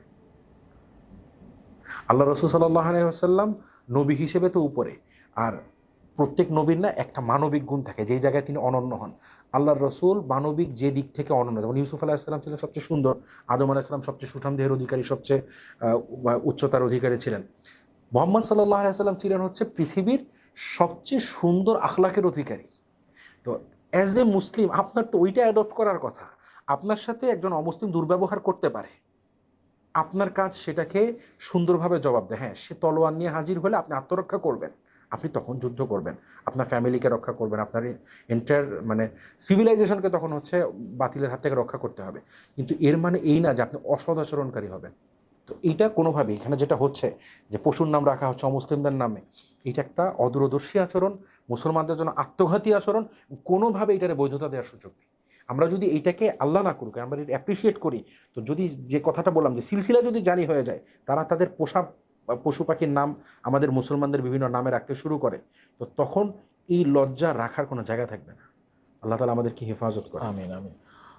আমরা যদি আরেকটা বিষয় জানতে চাই যে কুরবানির শেষ সময় বা কুরবানির সময় কখন থেকে শুরু হয়, কতক্ষণ পর্যন্ত দেয়া যায়, শেষ সময়টা কখন? আচ্ছা, কোরবানি আমাদেরকে মনে রাখতে হবে, কোরবানির সময় হচ্ছে 3 দিন। আমাদের ঈদ উল ফিতর কিন্তু একদিন, হ্যাঁ, রোজার ঈদ। কোরবানির ঈদ 3 দিন। জিলহজ মাসের 10 তারিখ, 11 তারিখ, 12 তারিখ।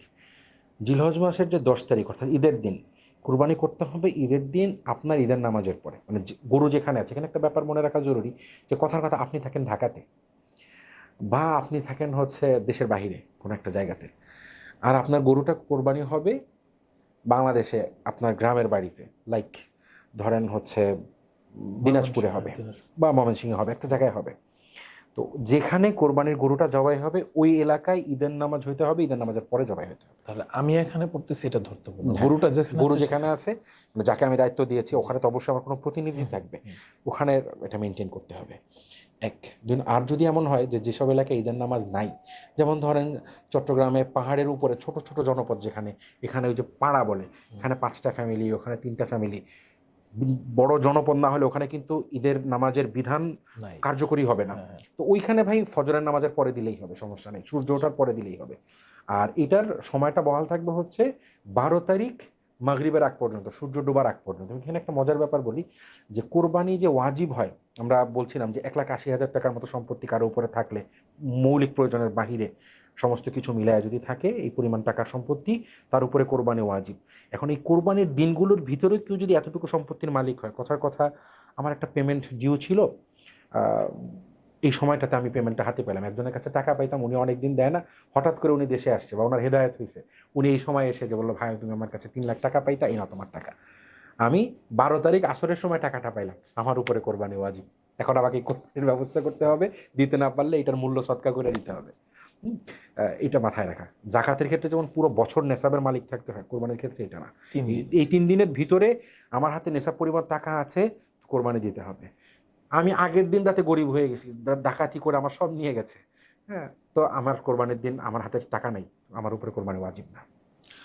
এখন আমাদের যাদের উপর কোরবানি ওয়াজিব না, যারা নেশাব পরিমাণ মালের মালিক না, এই ঈদ কেন্দ্রিক তাদের করণীয় কি, তারা কি করবে?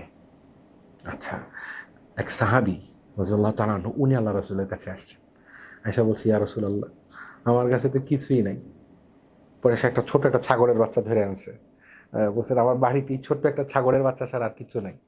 পরে আল্লাহ রাসূল বললেন যে এইটা দিয়ে তো কোরবানি হবে না, তুমি এক কাজ করো, তুমি এই জিলহজ মাসের এই কয়টা দিন 1 তারিখ থেকে নিয়ে একদম কোরবানি পর্যন্ত তুমি নখ কাটবা না, তুমি তোমার মানে শরীরে কোনো খুর লাগাবা না, ধারালো কিছু লাগাবা না, এবং এই কয়টা দিন তুমি হচ্ছে এভাবেই থাকো।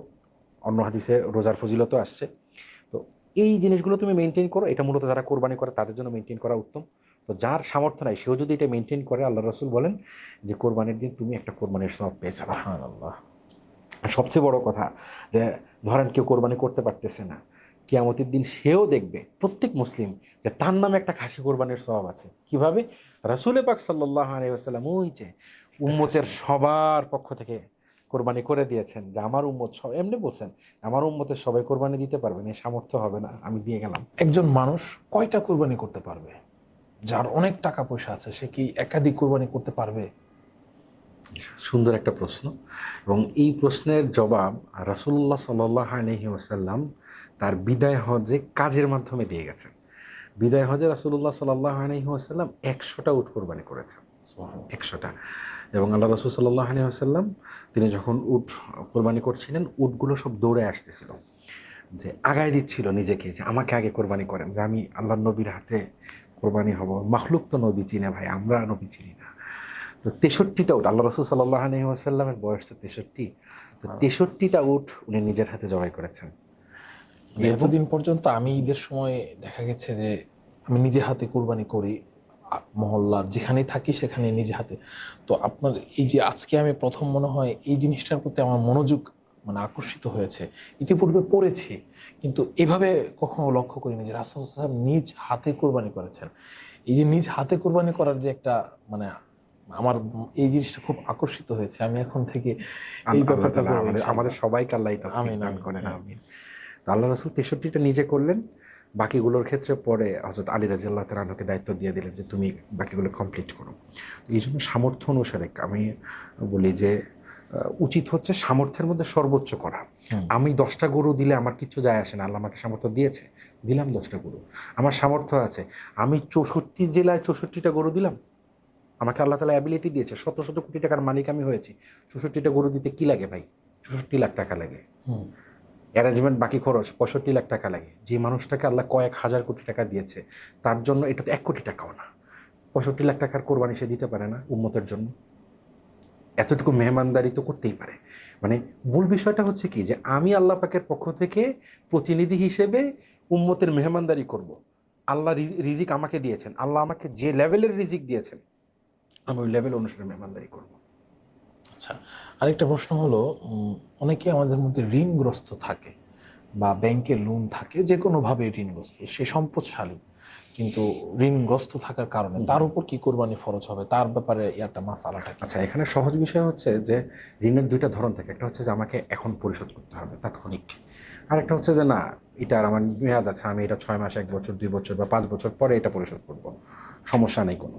তো তাৎক্ষণিকভাবে পরিশোধযোগ্য ঋণ যেগুলো আছে এগুলো মূলত মাথায় রাখতে হবে, এবং আমার সম্পত্তি থেকে ওগুলো বাদ দিয়ে তারপর আমাকে হিসাব করতে হবে যে নেশাবের মালিক হই কিনা। যদি ঋণের পরিমাণ বাদ দিয়ে এরপর আমার কাছে নেশাব পরিমাণ সম্পদ হয় লাইক 1,80,000 টাকার মতো, তাহলে আমি কোরবানি আমার উপরে ওয়াজিব, না হলে ওয়াজিব হবে না। আবার আরেকটা ব্যাপার আছে যে ঋণের আরেকটা ধরন আছে, উন্নয়নমূলক ঋণ। ওই যে আমাদের সালমান এফ রহমানের যে ঋণ, আচ্ছা, কয়েক হাজার কোটি টাকা মেরে দিয়ে বসে আছে। এখন এদেরকে আপনি যদি এই ধরনের ঋণ, এই ধরনের ব্যাংক ঋণ বড় বড় যেগুলো ব্যবসার জন্য, একটা হচ্ছে যে আপনি চিকিৎসা করতে পারতেছেন না, বাসায় চাল কেনার পয়সা নেই, আপনি এটার জন্য কারো কাছ থেকে ঋণ নিয়েছেন, এই প্রয়োজনের ভিত্তিতে নেওয়া ঋণ হচ্ছে বাদ যায়, এর বাদ দিয়ে নেশাবের হিসাব করতে হয়। উন্নয়নমূলক ঋণ যেগুলো আপনি নিয়েছেন ওগুলো কিন্তু বাদ যাবে না, ব্যবসা আরও এক্সপ্যান্ড করানোর জন্য, হ্যাঁ, দোকান একটা আছে আরও একটা নেওয়ার জন্য, দোকানে মাল অনেক আছে, নতুন আরও মাল উঠাবেন, এটার জন্য আপনি ঋণ নিচ্ছেন, ব্যাংক লোন নিচ্ছেন, এগুলো কিন্তু বাদ দেওয়া যাবে না। এগুলো বাদ দিলে দেশের সবচেয়ে বড় ফকির হবে সালমান এফ রহমান। দেশের যত বড় বড় ধনীরা আছে এরা সবচেয়ে বড় বড় আপনার ইয়ের মধ্যে পরিণত হবে, মানে ঋণ খেলাপি যারা আছে এরা গরিব হয়ে যাবে, মানে শরীয়ত অনুসারে। তো ওটা বাদ যাবে না। আমরা দেখে থাকি যে অনেকেই মৃত ব্যক্তির নামে কোরবানি দেন, যারা মারা গেছেন। আমরা তো জানি যাদের শুধু ওই 3 দিনে নেশাব পরিমাণ মালের মালিক, তাদের উপর কোরবানি ওয়াজিব। তো এই ক্ষেত্রে মৃত ব্যক্তির নামে কোরবানি দেওয়ার হুকুমটা কি? আচ্ছা, এটা তো আল্লাহ রসুল সাল্লাল্লাহু আলাইহি সাল্লাম এবং সাহাবা একরাম রাদিয়াল্লাহু তাআলা আনহুমের মুআমালা দেখলে সাফ। হযরত আলী রাদিয়াল্লাহু তাআলা আনহু রাসূল পাক সাল্লাল্লাহু আলাইহি সাল্লামের ইন্তেকালের পরে প্রতি বছর আল্লাহর রাসূলের নামে কোরবানি করতেন, প্রতি বছর। এবং আলহামদুলিল্লাহ ইলাল আন আমাদের বাড়িতে এটা আল্লাহ পাকের শুকরিয়া যে আল্লাহ পাক এই সাআদাত আমাদেরকে নসিব করেছেন। আমার বাবা প্রতি বছর রাসূল পাক সাল্লাল্লাহু আলাইহি সাল্লামের নামে এক ভাগ কোরবানি দেন, প্রতি বছর। এবং আমিও বিভিন্নভাবে দেখেছি যে অনেক পরিবার তাদের যে 7টা নামে একটা কোরবানি হয়, তাদের একটা নাম সর্বপ্রথম নামটাই থাকে রাসূল সাল্লাল্লাহু অবশ্যই আলাইহি এটা ওয়াসাল্লাম। থাকা উচিত, অবশ্যই তাহলে থাকা উচিত। কবুল হওয়াটা অনেক বেশি অবশ্যই। সহজ হয়ে যায়। তো মৃত বাবা মা, কারণ আমরা নফল কোরবানি, যে কোনো নফল ইবাদতের সওয়াব আমি তাদের জন্য বকশিস করতে পারি, আমি তাদের জন্য নফল কোরবানি করি, এটার সওয়াব অবশ্যই বকশিস করতে পারি।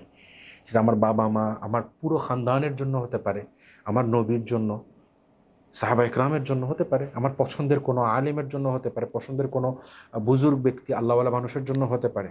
এতে আপত্তির কোনো সুযোগ নেই, বরং এটা একদম সাহাবা ইকরামের আমল থেকে প্রমাণিত। আমরা যদি হজ নিয়ে একটু কথা বলি, যেহেতু আমাদের অনুষ্ঠানের শুরুতে আমরা বলেছি কুরবানি এবং হজ উভয় বিষয়টা নিয়েই কথা বলবো। হজ কাদের উপর ফরজ? মৌলিকভাবে এই প্রশ্নটা করবো। আচ্ছা, হজ ফরজ কাদের উপরে?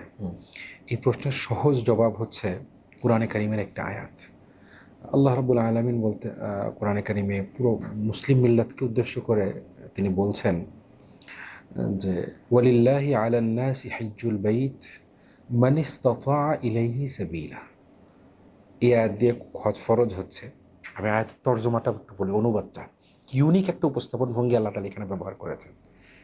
মানুষের উপরে না আল্লাহ পাকের একটা দাবি আছে যে তার যদি সামর্থ্য হয় তাহলে সে যেন আল্লাহর ঘরের হজটা করে। সুবহানাল্লাহ। আল্লাহ তাআলা নামাজের মাসালায় নির্দেশবাচক বাক্য ব্যবহার করছেন, জাকাতের মাসালায় নির্দেশবাচক বাক্য ব্যবহার করছেন। মানে এভরি সিঙ্গল রিচুয়াল আল্লাহ পাক নির্দেশবাচক বাক্য ব্যবহার করছেন। তো হজের মাসালায় আল্লাহ পাকের উপস্থাপন সম্পূর্ণ ডিফারেন্ট। মানে এই ধরনের উপস্থাপন আরবিতে কখন ব্যবহার হয়? ধরেন আমি আপনার কাছে 1,000 টাকা পাই, বা আপনি আমার কাছে টাকা পান, তো আপনি বলবেন যে লিল্লাহি আলাইয়া আলফু দিরহামিন, যে তার কাছে আমার 1,000 দিনার, 1,000 মুদ্রা পাওনা আছে। হজের ক্ষেত্রে আল্লাহ পাক এইভাবে উপস্থাপন করেছেন যে বান্দা, তোমার যদি সামর্থ্য হয় তাহলে তোমার কাছে আমার একটা জিনিস পাওনা আছে, তুমি আমার ঘরের হজটা করে যাও।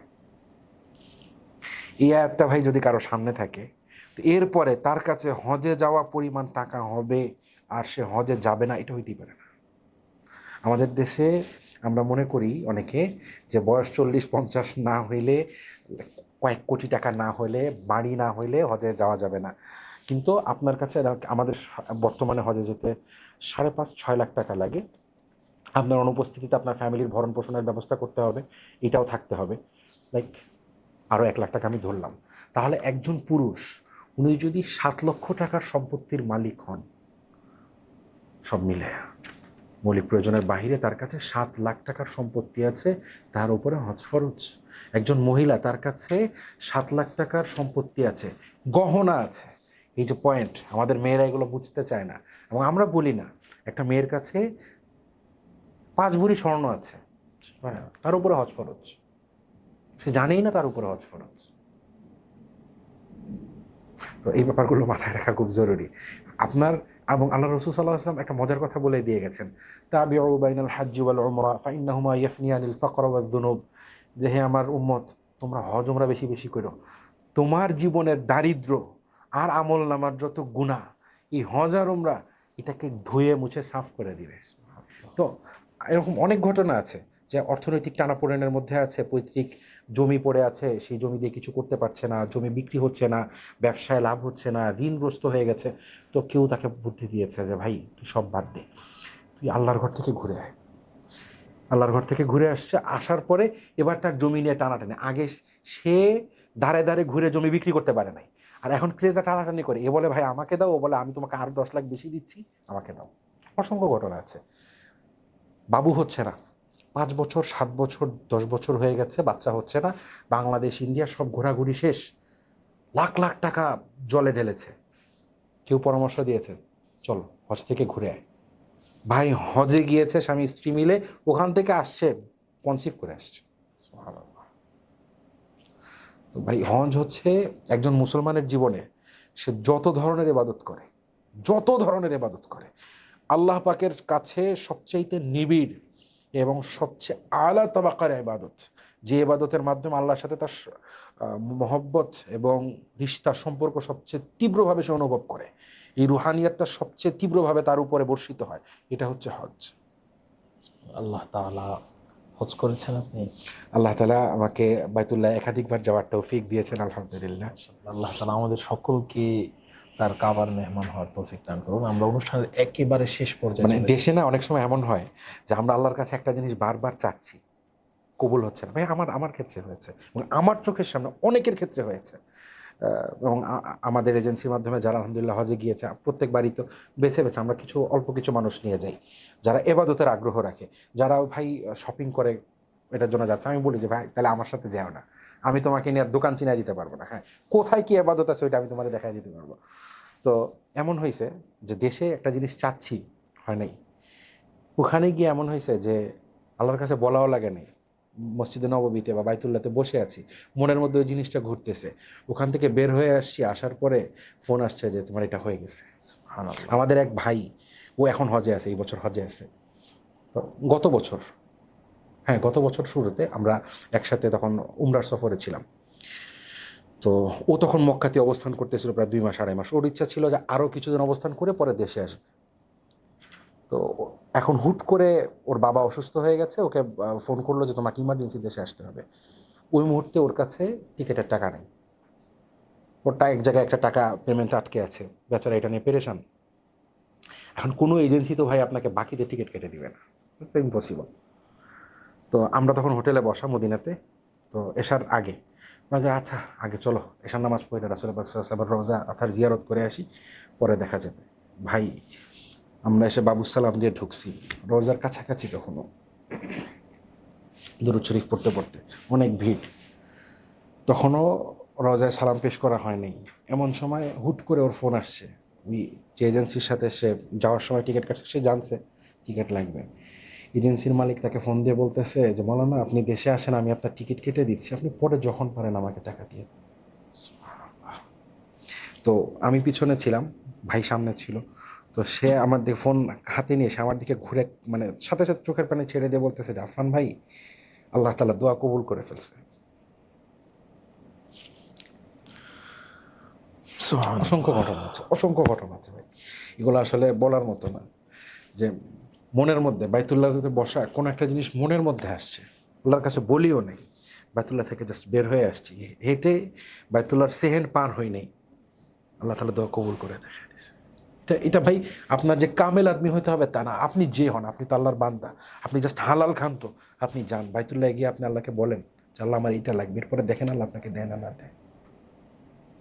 আল্লাহ তাআলা আমাদের সকলকে অন্তত একবার হলেও তার কাবা শরীফ তওয়াফ করার তৌফিক দান করুন, রাসূল সাল্লাল্লাহু আলাইহি ওয়াসাল্লামের রওজা মুবারক জিয়ারত করার তৌফিক দান করুন।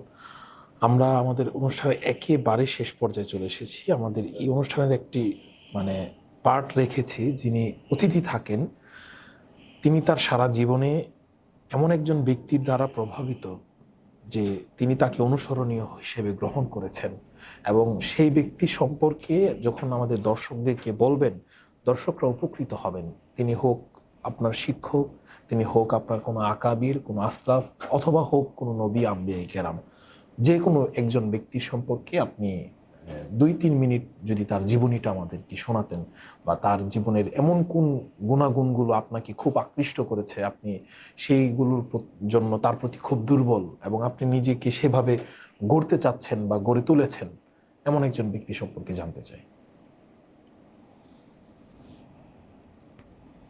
এমনিতে তো আমাদের পার্থিব দিক থেকে সবচেয়ে বড় উসওয়া তো হচ্ছে রাসূলুল্লাহ সাল্লাল্লাহু আলাইহি ওয়াসাল্লাম, উসওয়াতুন হাসানা। তো রাসূল পাক সাল্লাল্লাহু আলাইহি ওয়াসাল্লামের মধ্যে তো আসলে সমস্ত গুণের সন্নিবেশ ছিল, আমাদের মধ্যে সব গুণের সন্নিবেশ সম্ভব না। তো আমাদের ফিতরত অনুসারে দেখা যায় কোনো কোনো গুণ আমাদের জন্য সুইটেবল হয়। তো উম্মতের মধ্যে এক এক ফর্দের মধ্যে আসলে এক একটা গুণ পাওয়া যায়। তো সাহাবা একরাম রাদিয়াল্লাহু তাআলা আনহুমের মধ্যে আমার কাছে অন্যতম মহব্বতের মানুষ হচ্ছেন হযরত ওসমান রাদিয়াল্লাহু তাআলা। এই মানুষটা বেমিসাল, এবং এতখানি মহব্বত আল্লাহ রাসূল তাকে করতেন যে তার 2টা মেয়েকে তার কাছে বিয়ে দিয়েছে, মারা গেছে। আমাদের দেশে একটা মেয়ে একজনের কাছে বিয়ে দেওয়ার পরে মরে গেলে বলবে যে অপয় ওর কাছে আরেক মেয়ে দিব না। আল্লাহ রাসূল নিজের 2টা মেয়েকে তার কাছে বিয়ে দিয়েছেন, দোনোটাই মারা গিয়েছে, দোনোজন রাদিয়াল্লাহু আনহুন্না। তো ওনারা মারা যাওয়ার পর আল্লাহ রাসূল সাল্লাল্লাহু আলাইহি ওয়াসাল্লাম বললেন যে উসমান, আমার যদি আরও মেয়ে থাকতো আমি তোমার কাছে বিয়ে দিতাম। জান্নাতে হযরত ওসমান রাদিয়াল্লাহু তাআলা আনহু রাসূল পাক সাল্লাল্লাহু আলাইহি ওয়াসাল্লামের কাছে থাকবেন। তো হযরত ওসমান রাদিয়াল্লাহু তাআলা আনহুর সবচেয়ে বড় 2টা দিক হচ্ছে, একটা হচ্ছে তার দানশীলতা, এটা খুব জিনিস যে নিজের জরুরতের উপরে উম্মতের জরুরতকে প্রাধান্য দেওয়া। আমরা কি করি যে আমার জরুরত, আমার ফ্যামিলির জরুরত সব কিছু না গিয়ে সব কইরা এরপরে যদি বাইচা যায় ওইটা দেই, লাইক আল্লাহর সন্তুষ্টির জন্য উচ্ছিষ্ট খরচ করি, মূল থেকে না। ওসমান রাদিয়াল্লাহু তাআলা আনহু এটা করতেন না। এটা বড় আজীব। ইসলামের জরুরত আসছে, ভাই ঘরে চাল থাক না থাক, আমার হাতে টাকা আছে, ঘরে বাড়ির চাল পরে কেনা যাবে, আগে দিয়ে দাও। এবং হযরত ওসমান রাদিয়াল্লাহু তাআলা ছিলেন খুব নির্বিরোধী মানুষ, ঠান্ডা মাথার মানুষ, কাউরে কোনো দিন উনি বকা দেননি, লজ্জাশীল মানুষ ছিলেন। তো খুব সম্ভ্রান্ত, শালীন, চুপচাপ একটা মানুষ ছিলেন। ইবাদতের ক্ষেত্রে আলা তাবাকার মানুষ ছিলেন। হযরত ওসমান রাদিয়াল্লাহু তাআলা আনহুকে যখন ঘিরে ফেলা হয় ইন্তেকালের আগে, ওনাকে যারা শহীদ করে দেয়, হযরত ওসমান চাইলে ওই সময় প্রতিশোধ নিতে পারতেন বা রিভোল্ট করতে পারতেন। উনি বলেছেন যে আমার নবী কখনো ব্যক্তিগত আঘাতের প্রতিশোধ নেন নাই, আমি নিব না।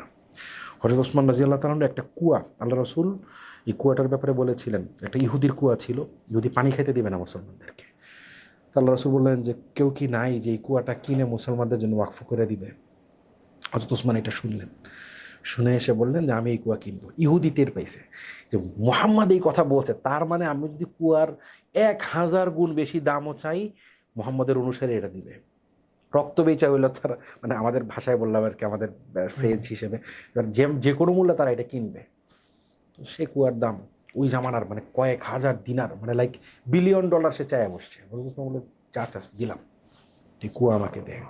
আল্লাহ রসুল বললেন যে ওসমান জান্নাত কিনে নিল। হযরত ওসমান রাদিয়াল্লাহু তাআলা আনহু যখন গৃহবন্দী, ওই কুয়া আসে, হযরত ওসমানকে পানি খাইতে দেওয়া হয়নি, ঘরের মধ্যে উনি আটকা, ওনার ফ্যামিলি আটকা, ঘরের মধ্যে পানি নেই। পুরো মদিনার পানির ব্যবস্থা যে মানুষটা করেছে তার ঘরে পানি নেই।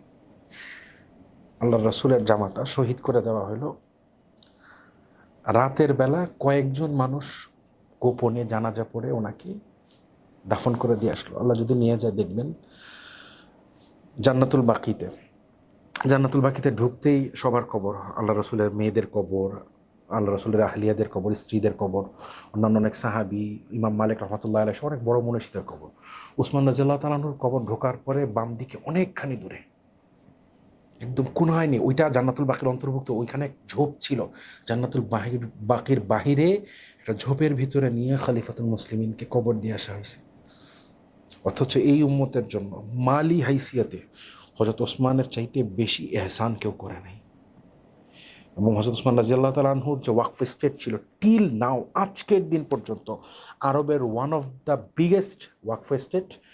বিশাল খেজুর বাগান আছে, অনেক কিছু আছে, ওই টাকা দিয়ে হোটেল পর্যন্ত করা আছে, সব কিছু করা আছে। $মিলিয়ন প্রত্যেক বছর সেই স্টেট থেকে আসতেছে, এবং সমস্ত কিছু সারা পৃথিবীতে চ্যারিটিতে খরচ হচ্ছে। কেউ দেখাক, ওয়েস্টের একজন মনীষীকে দেখাক যে গত 500 বছর তার স্টেট থেকে মানুষকে দান করা হচ্ছে, দেখাক।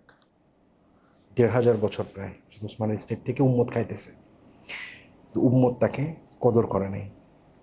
তো ওসমান রাদিয়াল্লাহু তাআলার কাছ থেকে আমাদের সবচেয়ে বড় শিক্ষাটা কি? যে তুমি আল্লাহর জন্য করো, তুমি মানুষের কাছে এটার মূল্যায়ন আশা করো না, যা দেওয়ার আল্লাহ তাআলা দিবে।